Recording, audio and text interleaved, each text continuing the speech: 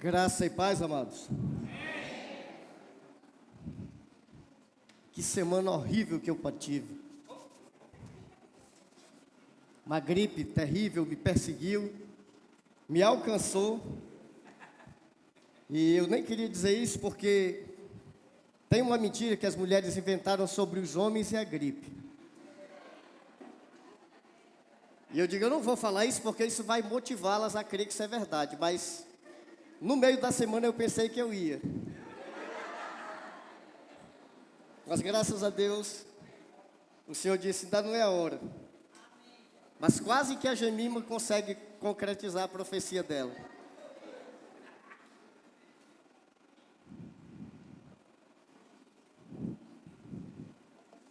A loura veio. Sempre aí. Flamengo ganhou, Dilma? Hã? Nenê, o Flamengo ganhou?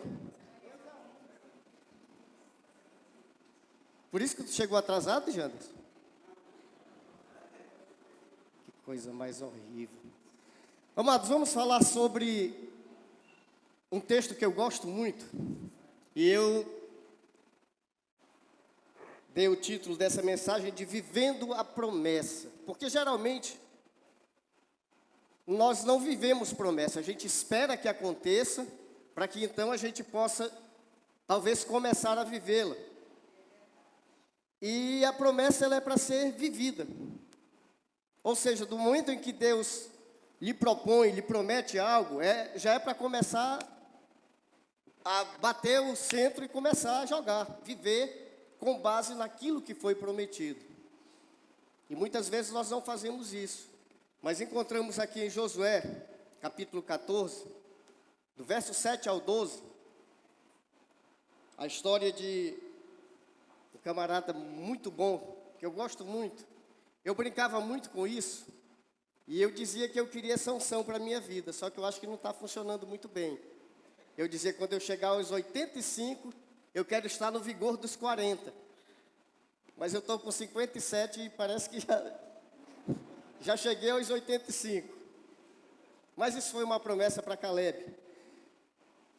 Diz assim o texto: eu tinha 40 anos quando Moisés, servo do Senhor, me enviou de Cádiz Barneia para espionar esta terra. E eu lhe prestei um relatório sincero. Entretanto, os irmãos que haviam subido comigo amedrontaram e desencorajaram o povo. Ao passo que eu obedeci ao Senhor, o meu Deus, lhe fui inteiramente fiel. Por esse motivo, naquele mesmo dia, Moisés me jurou: certamente a terra em que pisou o teu pé te pertencerá por herança a ti e aos teus descendentes para sempre, porque obedecestes perfeitamente a Yahvé, meu Deus. Desde então, o Senhor me guardou com vida, de acordo com a sua promessa. Faz 45 anos que Yahvé fez essa declaração a Moisés, quando Israel andava pelo deserto, e eis que agora estou com 85 anos. Todavia, ainda me sinto tão forte como no dia em que Moisés me enviou naquela missão. Tenho neste momento vigor para ir à guerra como tinha naquela época. Agora, pois, dê-me a região montanhosa que naquele tempo o Senhor me prometeu. Ouviste, naquele dia, que lá viviam os Enaquins, em suas grandes cidades fortificadas. Porém, se Yahvé estiver comigo, eu os expulsarei de lá, como disse o Senhor. Que top, né? Pense num cara forte. Caleb, 85 anos, ele disse, eu quero ir para a guerra. Eu quero lutar contra gigantes. Eu estou pronto, eu tenho o mesmo vigor. O mesmo vigor que eu tinha nos 40, quando fui espiar a terra, porque ele juntamente com mais 11, quando eles estavam ainda para adentrar na terra, foi mandado que eles fossem espiar a terra. 12 homens, um de cada tribo. E ao retornar dessa vistoria que eles foram fazer, eles trouxeram frutos. A Bíblia diz que 2 homens carregavam um cacho de uva. E de fato eles disseram, a terra é excelente. A terra produz, a terra é boa, mana de fato leite e mel. Mas 11 deles disseram, 10 deles disseram, mas não é para o nosso bico.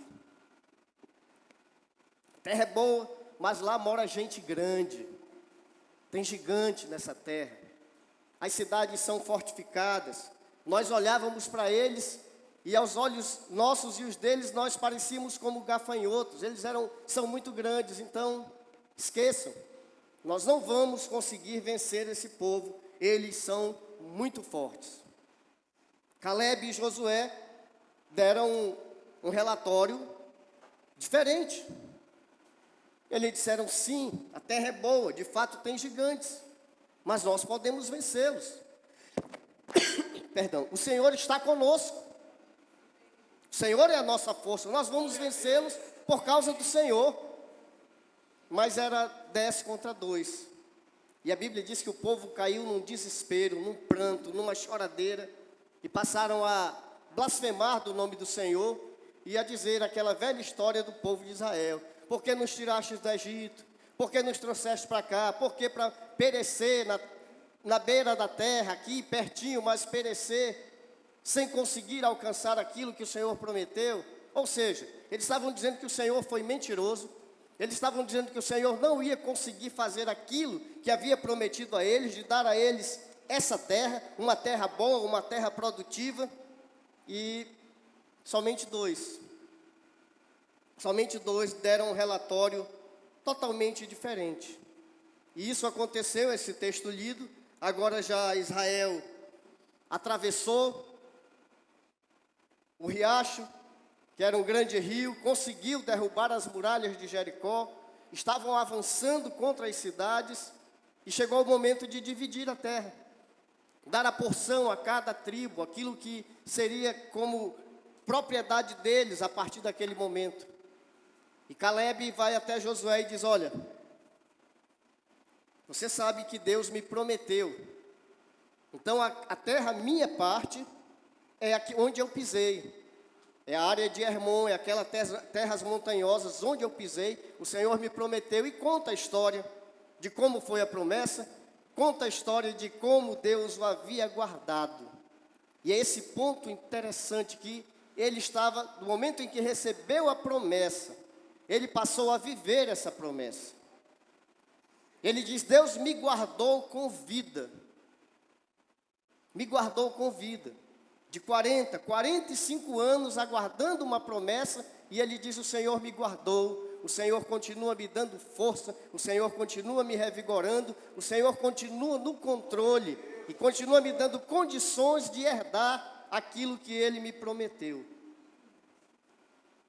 Talvez você tenha alguma promessa sobre a tua vida, talvez alguém falou, olha, assim manda dizer o Senhor, ou você pode simplesmente abrir a palavra de Deus e encontrar na Bíblia há mais de 8.000 promessas. No Velho Testamento existem mais de 5.000, no Novo Testamento mais de 3.000. Embora digam que para nós, a igreja, existem basicamente apenas 365 promessas. Esse número parece que persegue um pouco, né? A gente e a Bíblia. Tem uma frase na Bíblia que é repetida 366 vezes. Sabem qual é? Não temas. Ou seja, até no ano bissexto, a gente pode levantar e dizer, não temerei. Porque o Senhor me promete, o Senhor diz para mim, não temas. E dizem que os teólogos que há 365 promessas que são diretamente relacionadas, destinadas à igreja, porque muitas delas são para Israel, muitas delas são para outras situações que não a igreja, mas nós temos muitas promessas para nós, exatamente para nós. E nesse texto lido nós encontramos uma promessa que foi dada a Caleb e a sua descendência, exclusiva dele, não é para nós. Eu lembro que durante algum tempo e alguns anos atrás, surgiu, com base nesse texto, não nesse texto, mas nessa repartição de terra, Deus prometeu ao povo de Israel: aonde pisar a planta do vosso pé é vosso. Tenho dado como herança. E aí então surgiu a questão do eu tomo posse. E o povo começou a marchar pelas ruas, o povo começou a marchar em volta de fábricas, com base de que, não, onde eu pisar, Deus disse que é meu, eu vou tomar posse. E sabe quantos tomaram posse? Nenhum. Por quê, pastor? Porque a promessa não é para nós, queridos. A promessa foi para o povo de Israel. A promessa dizia, olha, da margem do rio tal ao mar tal, delimitando ali aquela área que ele disse: aonde vocês pisarem dentro dessa área, é de vocês. Nunca foi para a igreja, nunca foi para nós. Uma promessa especificamente para o povo de Israel. Mas não foi só você que foi besta, eu também andei marchando de madrugada pelas ruas. Em terra de sapo, de cócora com eles, né? Então, tem coisas que a gente faz, mas que não é nosso. Tem promessas que estão na Bíblia, mas que não é para você. Não é para a igreja. Mas aquilo que Deus prometeu a você, aquilo que você encontra na palavra de Deus que é para você, tome posse e comece a viver.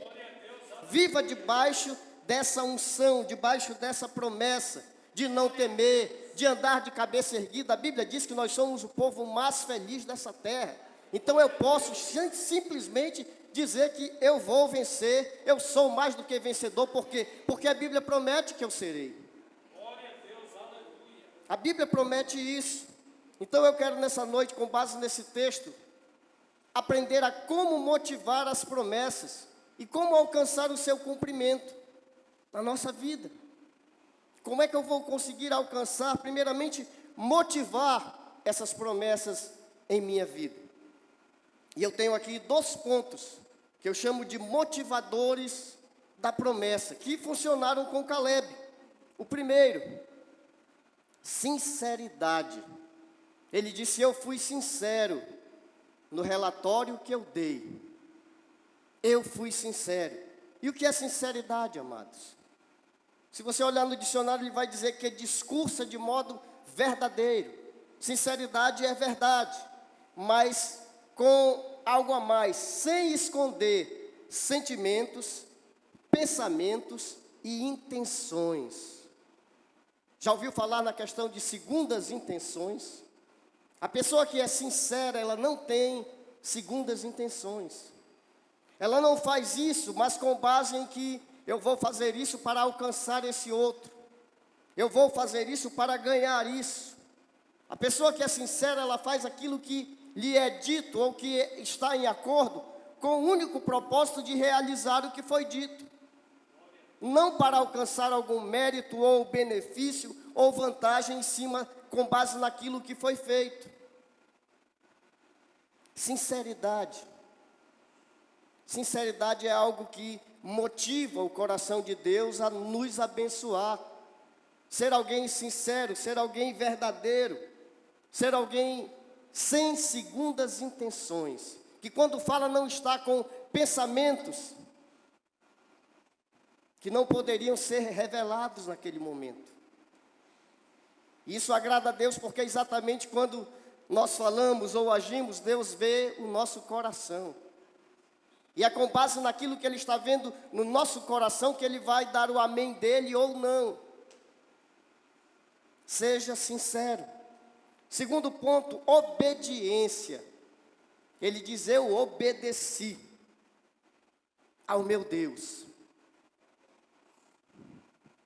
Querido, conhecer não é suficiente para lhe dar uma credencial de obediente. Não, eu conheço a palavra de Deus. Eu conheço a Bíblia. Eu conheço aquilo que Deus manda fazer. Isso não é suficiente. Você tem que praticar, você tem que realizar. Tem um versículo na Bíblia, ele está em João 14, 21. Ele diz assim: aquele que tem os meus mandamentos, esse é o que me ama. E aquele que me ama será amado por meu Pai, e eu o amarei e me revelarei a ele. Amém? Amém. Me desculpe eu ter lhe induzido ao erro.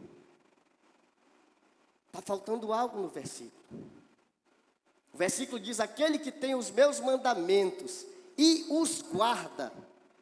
Na tradução King James diz: e os obedece. Aquele que tem os meus mandamentos, ou seja, conhece, e os pratica, e os obedece, esse é o que me ama. Ou seja, só conhecer não é suficiente.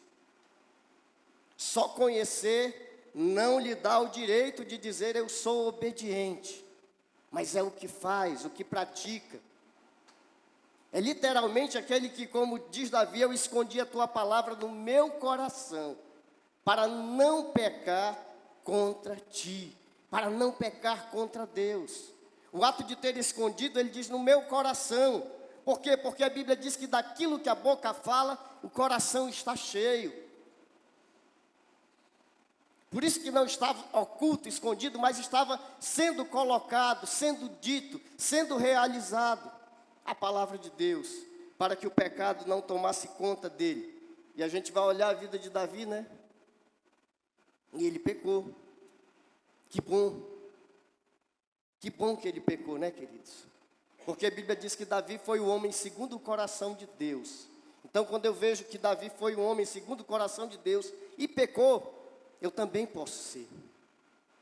Não está longe, não há uma impossibilidade em mim que não possa também agradar o coração de Deus. O terceiro ponto é fidelidade. Caleb disse: eu fui sincero, eu fui obediente e eu fui fiel ao que foi dito. E com base nisso é que ele recebeu a promessa da boca de Moisés através de Deus.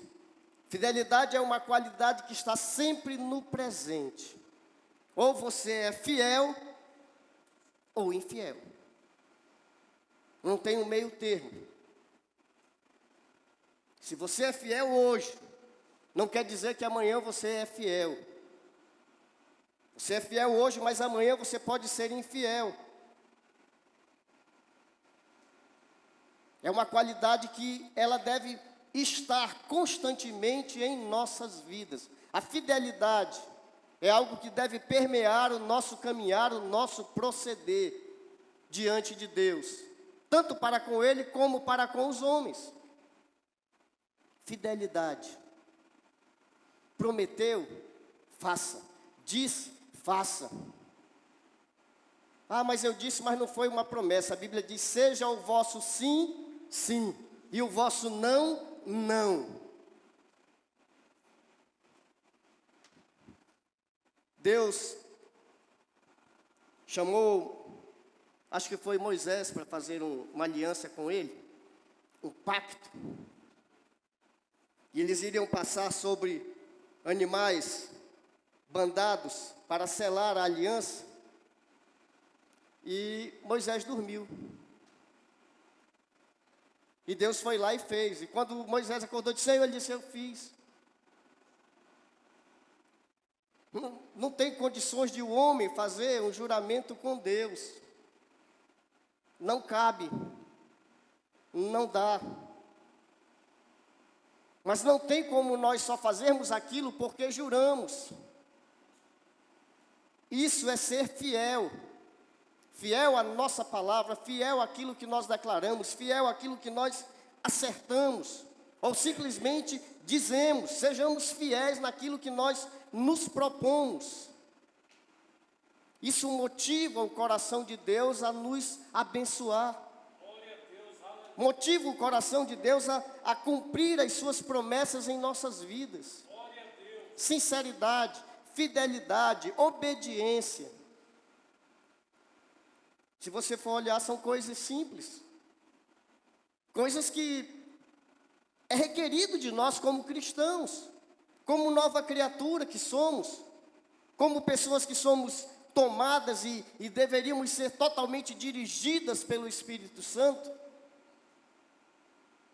Não é algo demais. Não é algo que não possa ser feito. Mas é algo que agrada ao coração do nosso Deus. Eu quero falar agora sobre o poder da promessa. O porquê de viver uma promessa. E Caleb nos ensina isso. Ele diz, olha, desde aquele dia que eu ouvi da boca de Moisés essa palavra, de que a terra que eu pisei era me dada como herança a minha descendência, o Senhor me guardou com vida.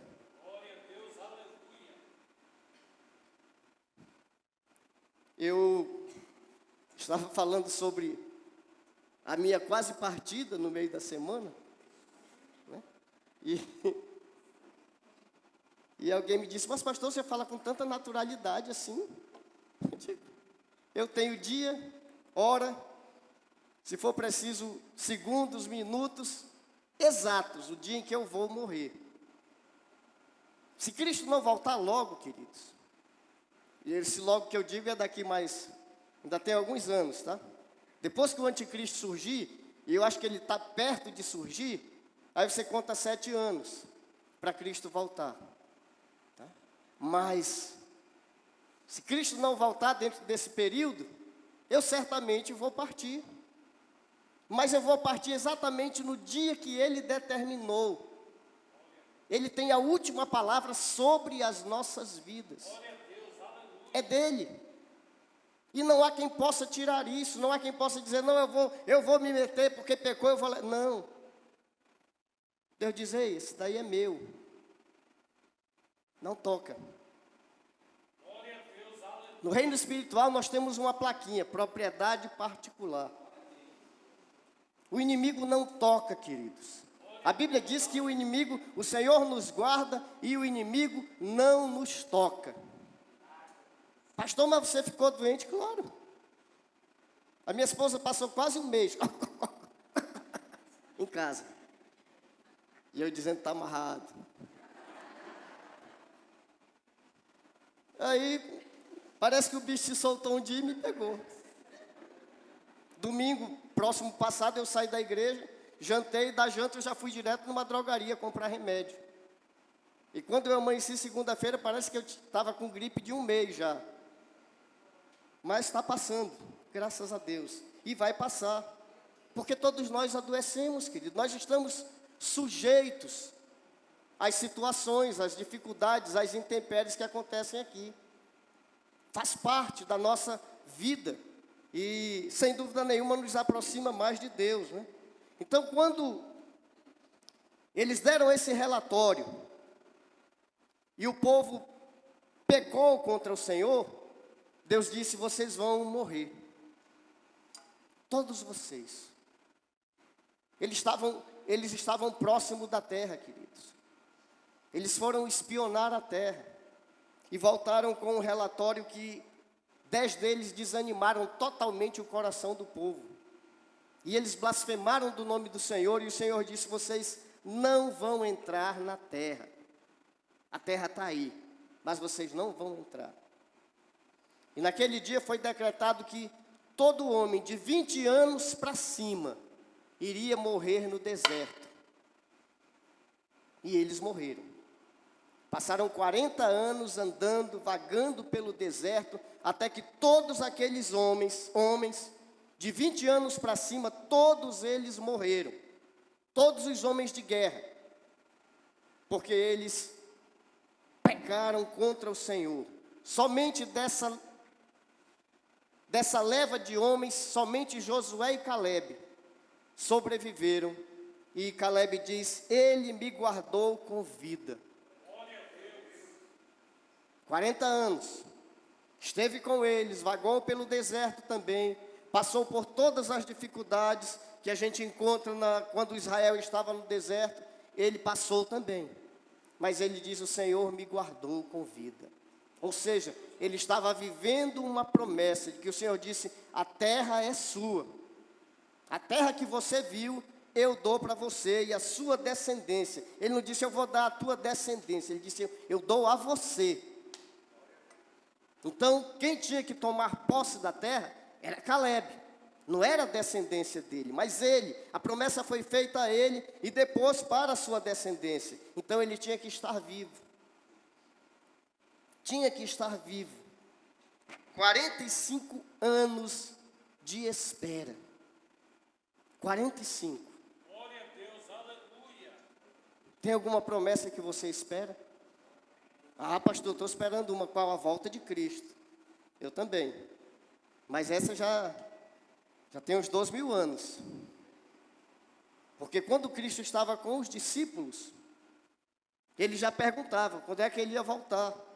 Quando ele subiu, ele disse, olha, eu vou dar uma subidinha ali, eu vou até o céu, mas eu vou voltar. Ele disse, quando, Senhor? Ele disse, breve. Eu vou só preparar lugar para vocês, aí eu volto. Quando a gente pensa que Deus criou todo o universo apenas com a palavra, haja luz e houve luz, haja separação entre água e terra seca e houve, e criou todas as coisas pelo poder da palavra, será que ele não podia dizer, haja cidades, casas? É sempre, eu acho assim, interessante, como Deus se preocupa com a nossa ingenuidade. Queridos, a Bíblia diz que nós vamos ter corpo glorificado.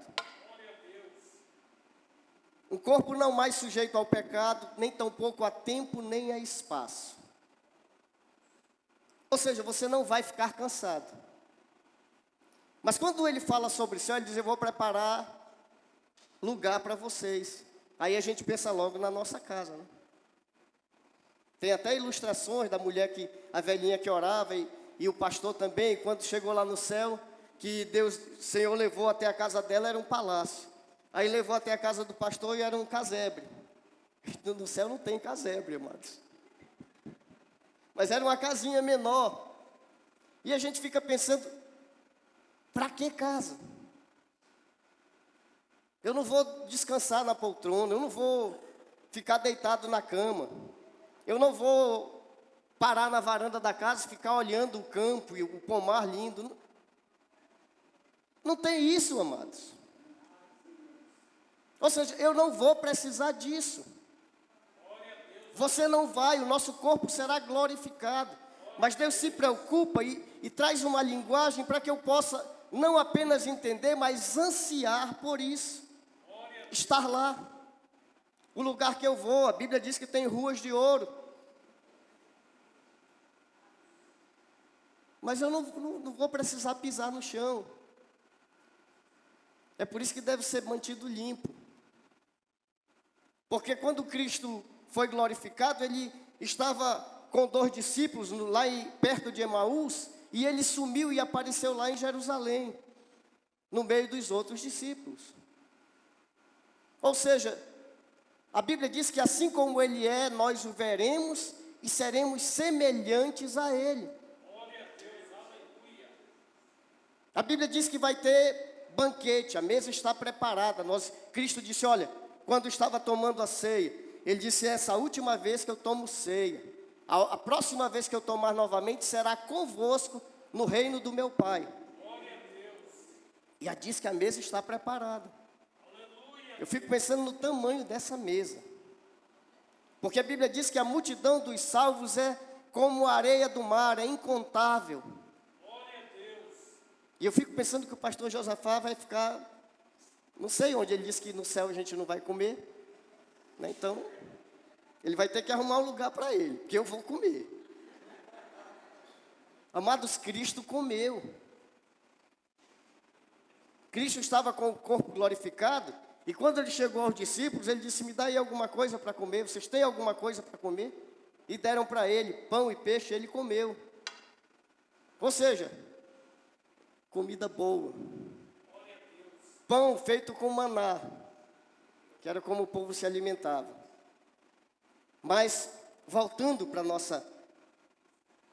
45 anos, Caleb ficou aguardando uma promessa. Mas sabe o que o mantinha?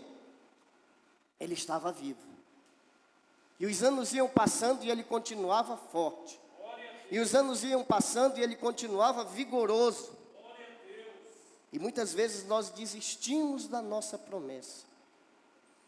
Muitas vezes nós cansamos de, não, isso não vai mais acontecer não. Eu sabia que aquele profeta naquele dia, ele só fez dizer assim, nem falou com muita convicção, isso não é de Deus não. E desiste. não vive a promessa. Não vive aquilo que está sob a tua vida, muitas vezes com o peso da autoridade de Deus, mas você desiste, esquece, só porque passou algum tempo. Lembra de Abraão? Estava com 75 anos, Deus disse, sai da tua terra, deixa teus parentes aí, vem para uma terra que eu vou te mostrar. Uma terra boa. E eu vou fazer de ti uma grande nação. Glória a Deus, aleluia. E Sara era estéril. Quantos anos Abraão ficou esperando essa promessa? 25. 25 anos. 75 mais 25, 100 anos. Abraão com 100, Sara com 90. A Bíblia diz que para ela já havia cessado o costume das mulheres, ou seja, não menstruava mais. Se antes ela era estéril, agora não tem mais possibilidade nenhuma. Nada mais. Aí Deus diz, agora é o momento de eu agir. Agora é o momento de eu cumprir a promessa, porque assim não será dado glória a nenhum outro que não seja a mim. 25 anos esperou. E se a Sara já havia cessado o costume das mulheres, eu acho que Abraão com 100, amados, ele já não estava mais essas Coca-Cola toda, não. Eu acho que ele já capengava. Mas sabe o que aconteceu? Sara fecundou, não foi do Espírito Santo não, foi de Abraão mesmo, tá? Não foi como Cristo, não, foi Abraão mesmo que chegou junto e disse, minha velha, chegue aqui. Cadê a pastora Bazinha? A pastora Bazinha que conta a história do negócio de revirar os olhos, né? E reviraram os olhos lá e Sara foi fecundada. E depois de 9 meses nasceu Isaac. Isaac surgiu. Pelo poder de Deus, agindo na vida de Abraão, agindo na vida de Sara. E depois desse nascimento de Isaac, Sara tinha 90, ela morreu com 137 anos. 127 anos. Ela morreu com 127. Sabe o que Abraão fez? Arrumou uma mulher, Quetura, casou com ela. E sabe quantos filhos mais ele teve? 6. 6. A bicha era Quentura, quer dizer, era Quetura o nome dela. Tá? Ele teve 6 filhos mais, ou seja, Deus deu para ele a bênção, e a bênção permaneceu na vida dele, amados. Abraão morreu com 175 anos de idade. Teve Ismael, Isaque e depois mais 6 filhos. Os 6 não são mencionados porque o interesse estava sobre a vida de Isaque, que era o filho da promessa de quem partiria a descendência de Israel.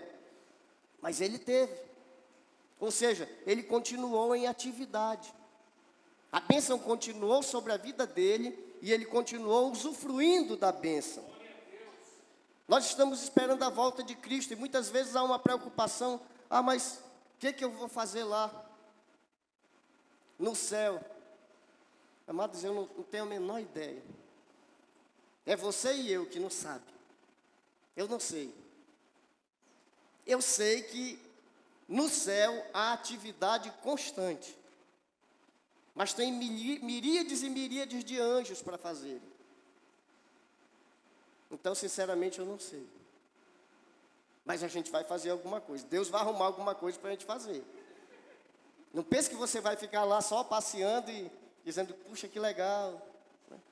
Como esse jardim é bonito. Não, com certeza você vai ter atividade para fazer. Então, vá se preparando que não vai ser moleza, não. Coisa boa nunca é moleza, tá? E não se preocupe. Mas pastor, e se eu já estiver velho, você vai receber um corpo glorificado. Irmão Valdomiro, não se preocupe.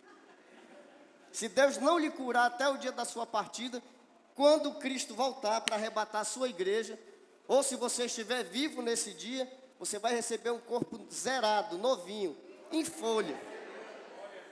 que não vai nem precisar estar movimentando as pernas. Você vai dizer, eu quero aparecer ali, vai aparecer lá.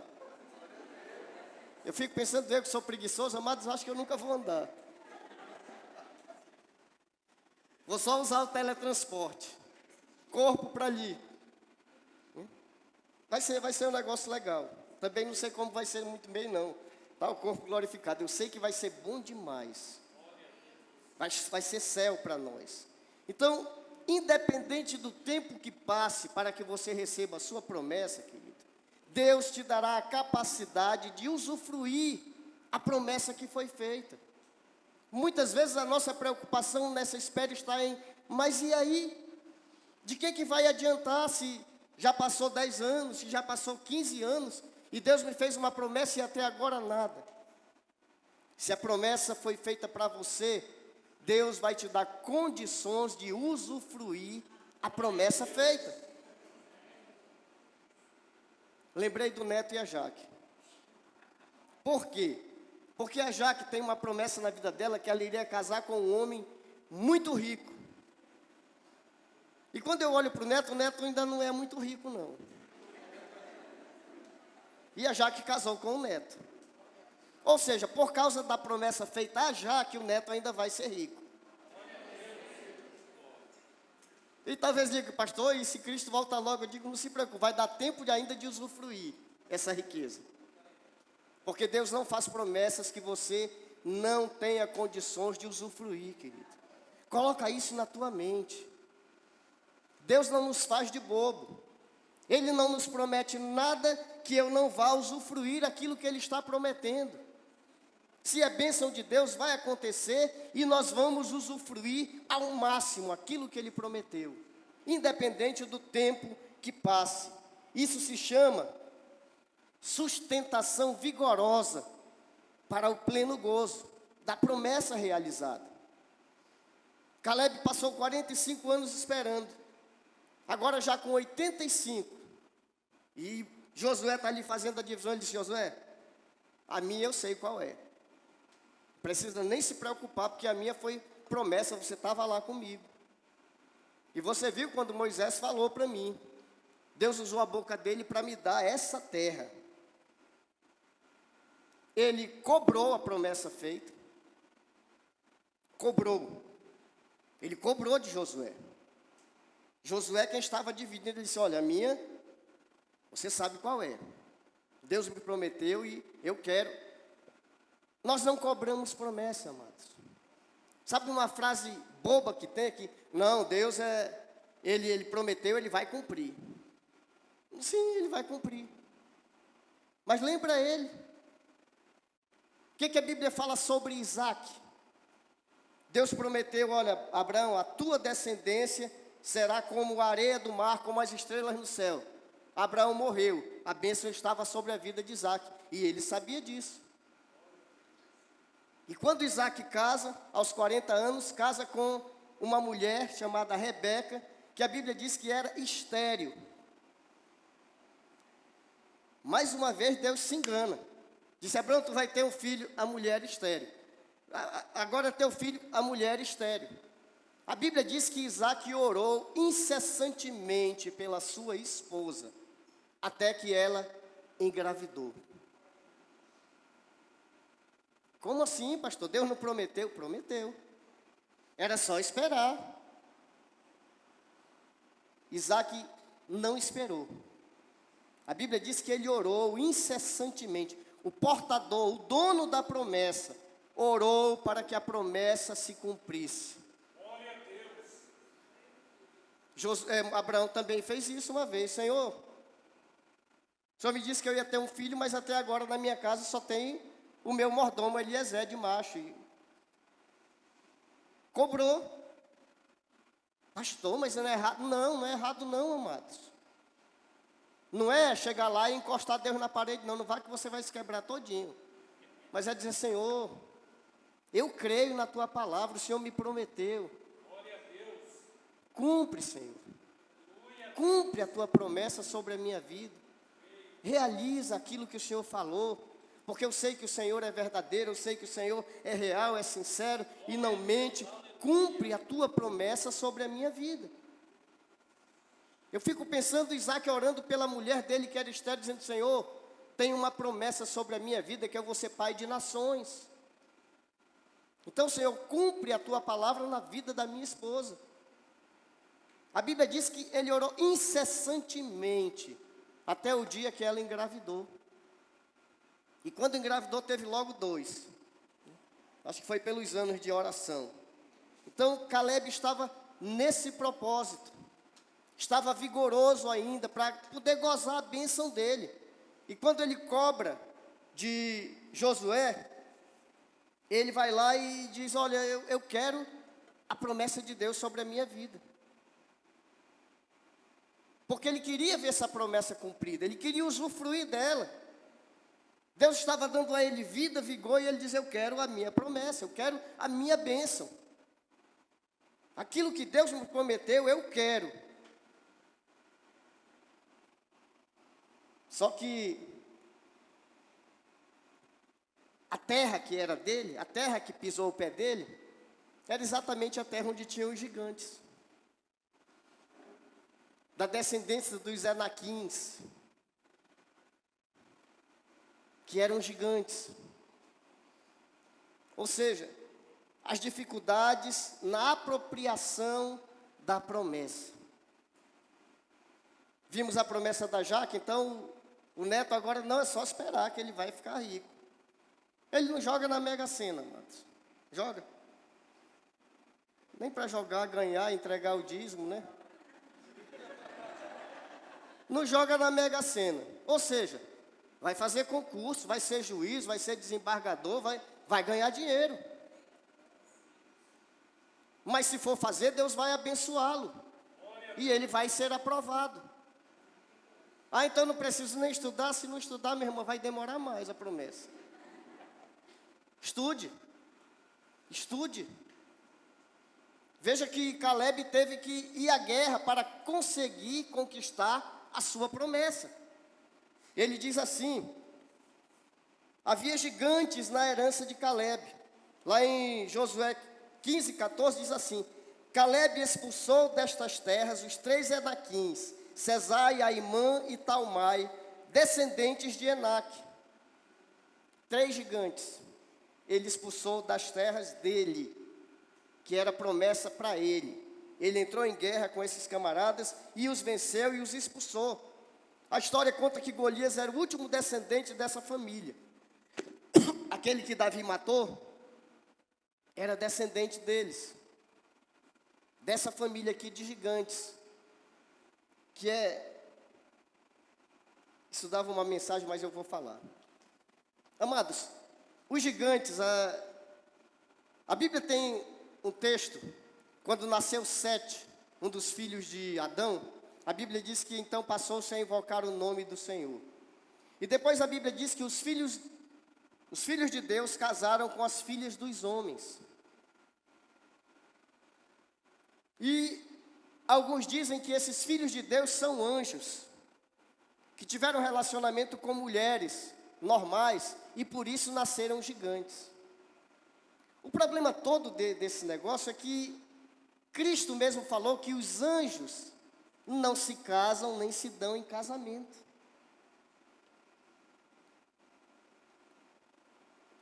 Anjos não se casam, porque quando levaram aquela questão para ele de quem seria a mulher, porque a mulher casou com 7 e todos os 7 morreram e a mulher também, quando chegasse no céu, ela ia ser esposa de quem? Ele disse: de nenhum. Porque no céu vocês serão como anjos, não se casarão, nem se darão em casamento. Mas aí vem um camarada e joga uma teoria dessa e muita gente vai na onda, porque não lê a Bíblia. Ou seja, não tem nada de filho de anjo, não. Eram os filhos de Sete, que eram considerados homens de Deus, porque a Bíblia diz que a partir dele começou-se a invocar o nome de Deus novamente. E é só isso, não precisa inventar aqui coisa para explicar a Bíblia. A Bíblia mesmo se explica. Então, Caleb foi tomar posse da sua promessa. E o que é que ele diz no texto lido? Segundo ele, isso não seria problema. Ele diz: se o Senhor estiver comigo, vou vencer. Tem gigante lá, mas se o Senhor estiver comigo, não tem problema nenhum. Eu vou vencer.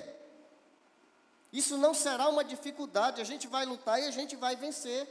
Ou seja, ele não era uma questão de dizer, não, Deus vai na frente e eles vão correr. Não, ele disse, a gente vai lá.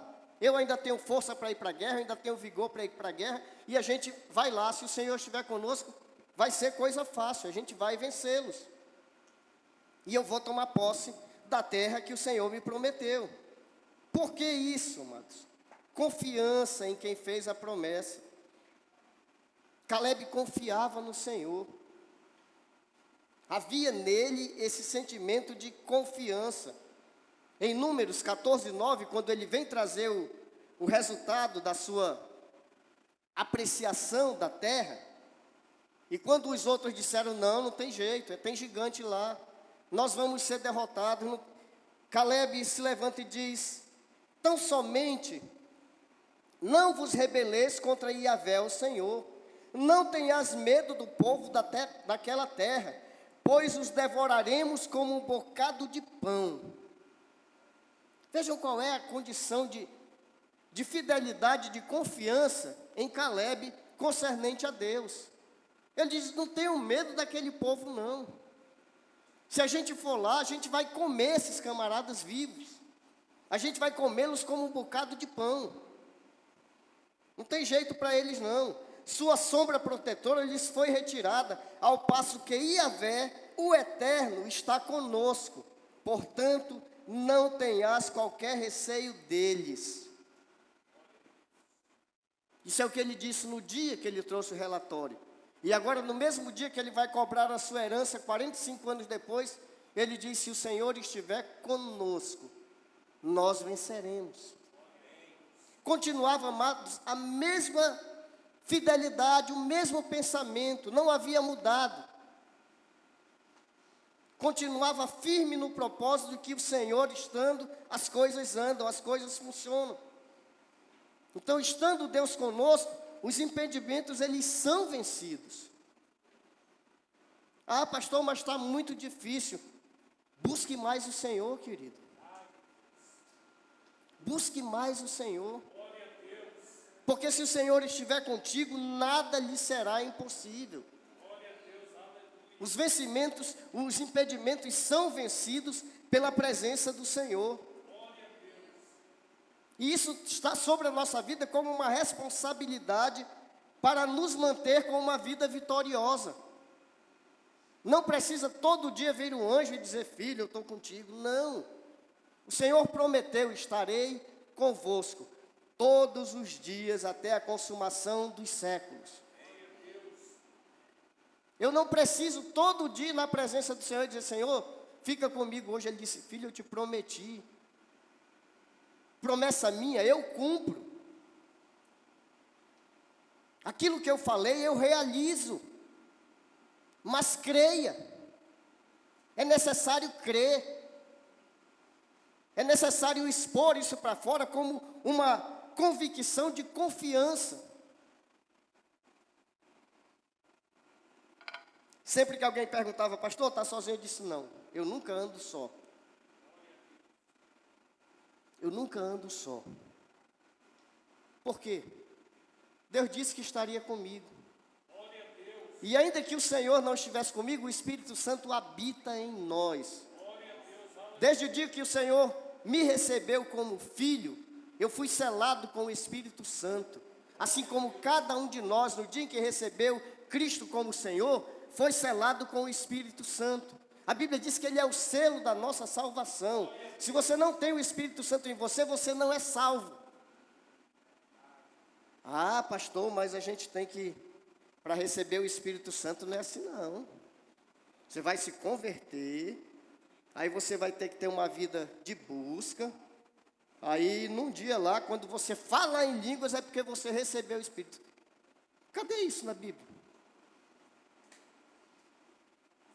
A minha Bíblia diz em Efésios que o Espírito Santo é o selo da nossa salvação. Ele habita em nós. No dia da vossa redenção, fostes selados com o Espírito Santo da promessa.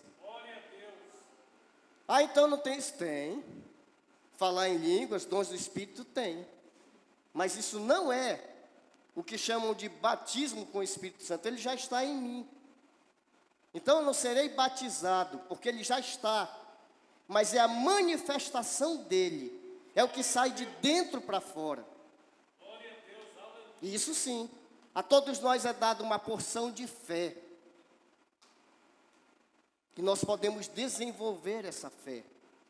A nós foi dado a comunhão com o Espírito, ele está dentro de nós. Mas eu posso desenvolver essa comunhão, torná-la em intimidade, passar a conhecê-lo e ele me conhecendo e fazendo aquilo que ele quer na minha vida. E quando eu permito, isso se torna manifestação do Espírito Santo através dos dons.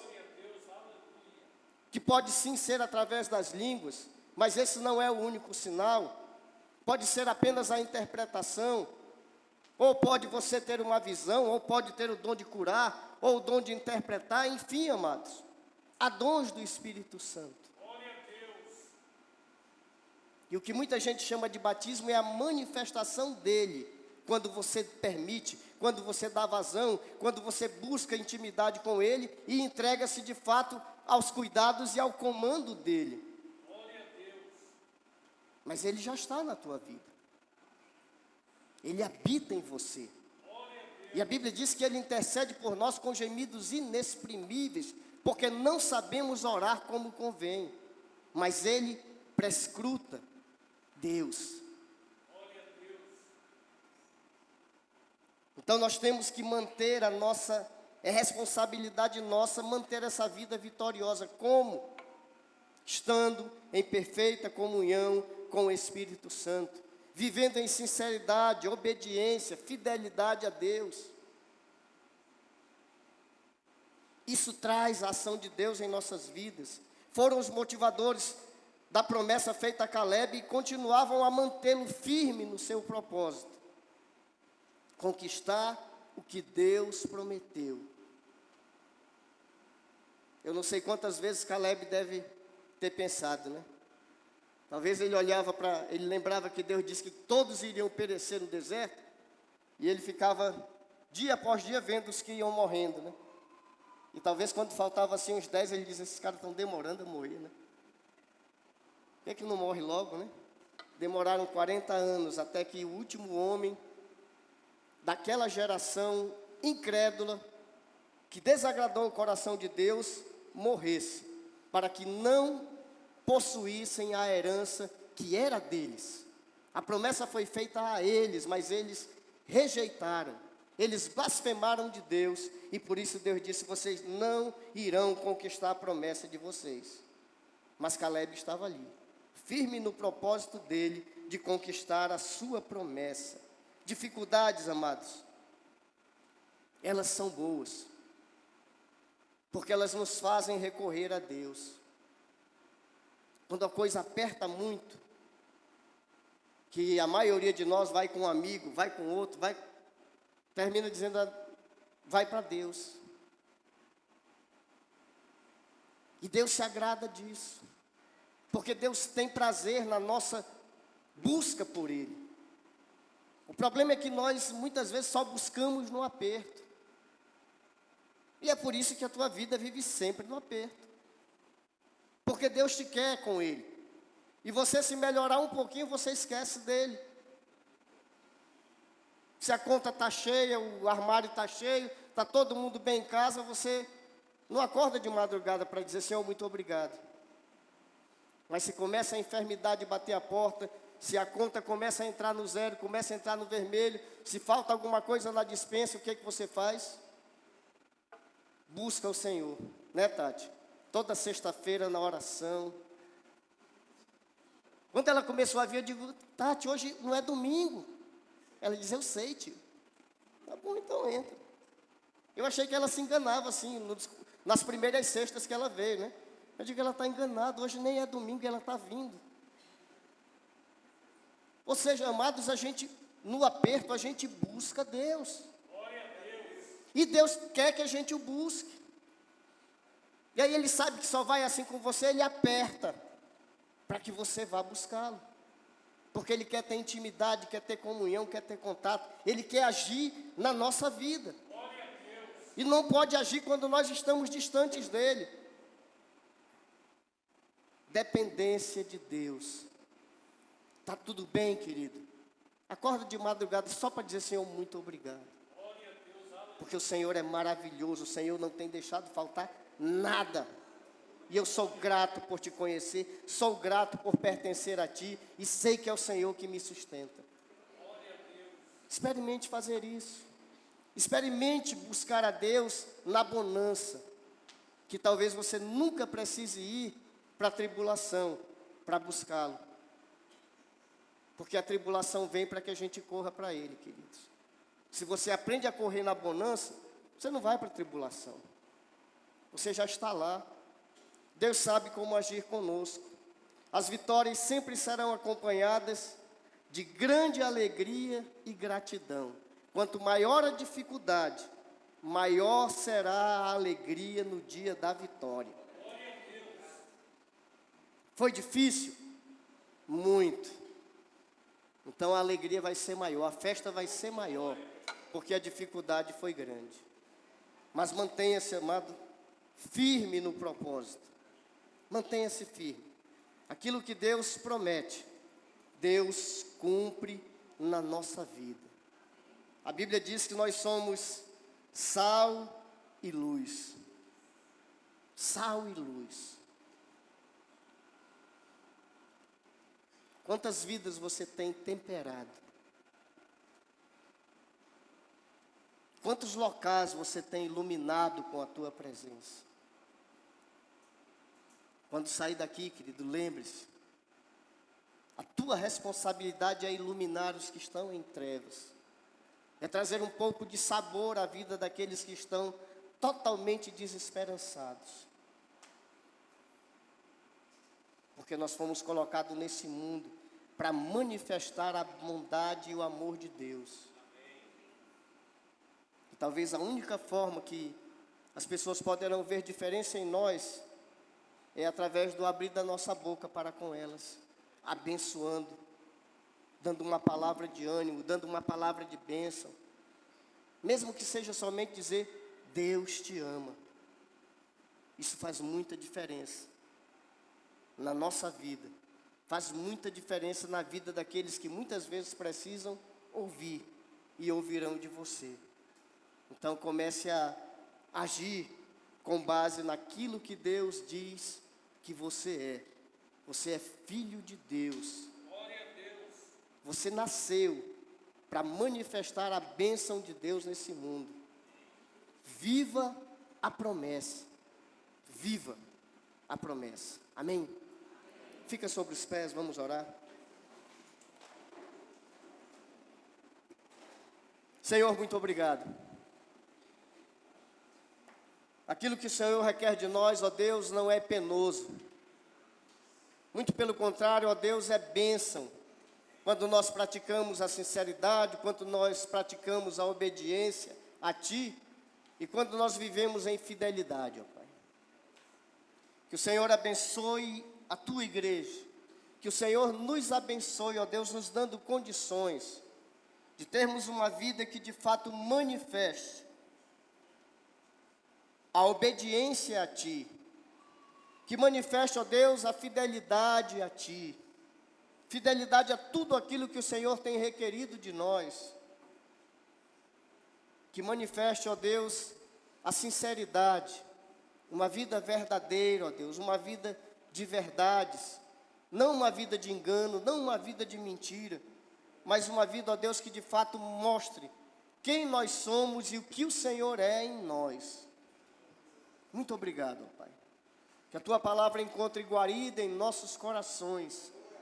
Que pelo poder do Espírito Santo, ó Deus, ela possa ser utilizada por cada um de nós como alimento genuíno, como alimento que nos sustente e nos dê, ó Deus, impulso a Te buscarmos um pouco mais, a vivermos um pouco mais para Ti, ó Pai.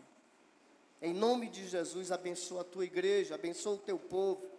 Cuida de nós, Senhor. Cura de fato as nossas enfermidades, ó Deus. cura as nossas almas, os nossos corações, nos limpa, ó Deus, perdoa os nossos pecados. Manifesta, ó Deus, a tua bênção na vida da tua igreja, Senhor, em nome de Jesus. Que nenhum de nós, ó Deus, possa continuar a causar e a ser impedimento para que a tua promessa se cumpra em nossas vidas. Em nome de Jesus, ó Pai. Muito obrigado. Oro ainda, ó Deus, pelo teu povo Israel, pedindo que o Senhor os abençoe, ó Pai. Talvez seja difícil, ó Deus, orar por um país que está em guerra. E alguns até dizem, mas como orar por um país que está matando mulheres, crianças, homens? Tu sabes todas as coisas, Senhor.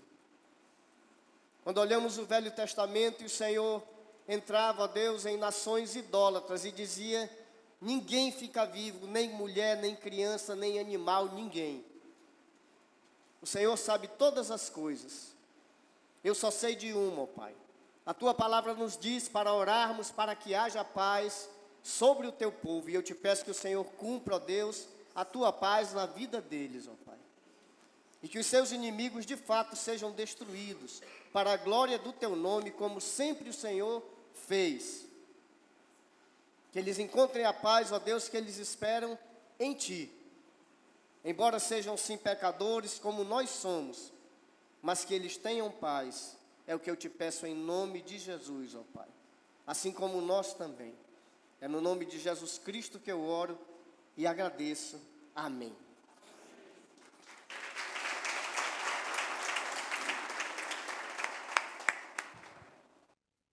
Glória a Deus. Confiamos em Ti, Jesus.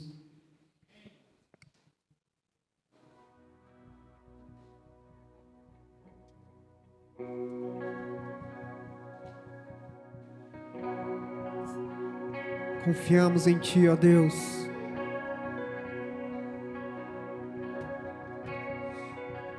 Ainda que eu ande pelo vale de sombra da morte, o Teu amor lança fora o medo. Ainda que eu me encontre bem no meio das tempestades da vida, não voltarei, pois perto estás. Eu não temerei o mal, pois o meu Deus comigo está. E se o meu Deus comigo está, a quem eu temerei? A quem eu temerei? Oh, não, nunca me deixou na tempestade ou na paz. Oh, não, nunca me deixou quando o bem ou quando o mal. Oh, não, nunca me deixou. Oh, o Senhor nunca me deixou.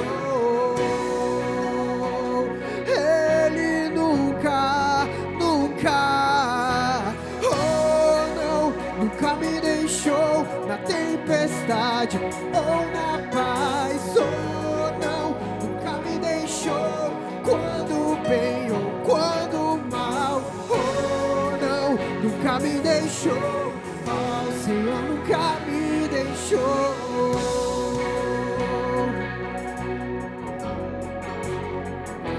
Eu posso ver a luz que está vindo no coração que espera. Incomparável, gloriosa luz. Haverá um fim aos problemas, mas até este dia fiquei sabendo que estás aqui. Eu não temerei o mal, pois o meu Deus comigo está. Se o meu Deus comigo está, a quem eu temerei? A quem eu temerei?